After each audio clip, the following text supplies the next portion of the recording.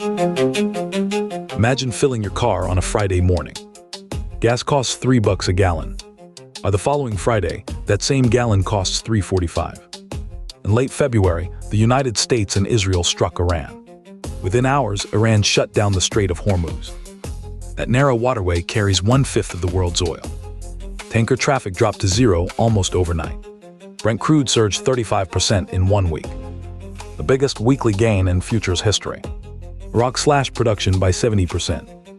Kuwait followed suit. Storage tanks across the Persian Gulf filled to the brim. None of this was random. The crisis exposed a machine running beneath the surface of modern life. Oil doesn't just power your car. It underwrites the global financial system and dictates the price of almost everything you buy. To understand this, you need to follow a single barrel from the moment it leaves the ground. Picture a Saudi oil field in the eastern province. Well taps into reserves 2 miles underground. The crude gets pumped to Abqaiq, the world's largest oil processing facility. Now that barrel needs to reach you. Most Saudi oil ships east through the Strait of Hormuz, then across the Indian Ocean. Some heads west through the Suez Canal toward Europe. Every route passes through a choke point. Hormuz, Suez, the Strait of Malacca near Singapore. Control a choke point and you control the flow.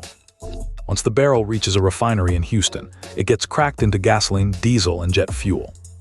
Refineries run around the clock and can't switch off when supply tightens. They need steady input or the whole chain seizes. That is what happened this month.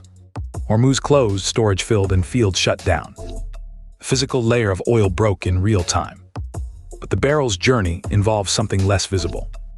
It involves money, and not just any currency. In 1974, Kissinger struck a deal with Saudi royals. America would provide military protection. In return, the Saudis would price oil in dollars and invest surplus revenue in American treasury bonds. This created petrodollar recycling. Every country that needs oil must first acquire dollars. Japan buys dollars for Saudi crude. Germany buys dollars for Kuwaiti crude. That constant demand keeps the American currency strong.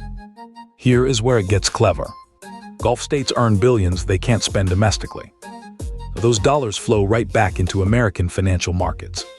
Treasury bonds, real estate, Wall Street investments. The money leaves America to buy oil and returns almost immediately. This loop gives Washington an extraordinary advantage.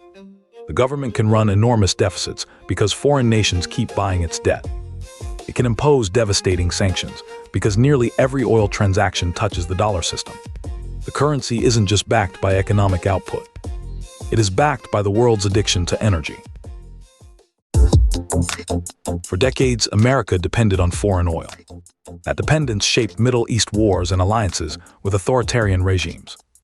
Then hydraulic fracturing changed everything.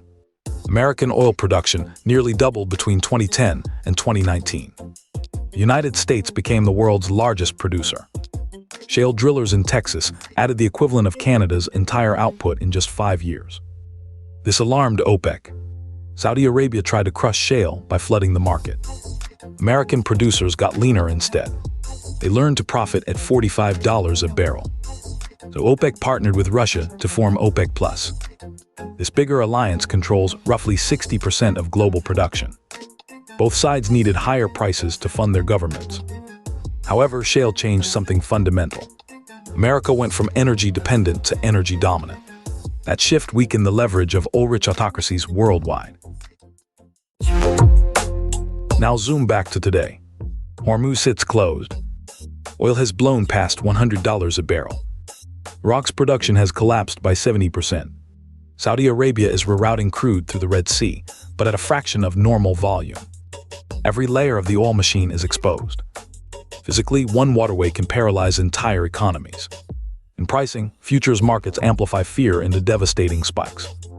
Financially, oil in dollars gives Washington unique power.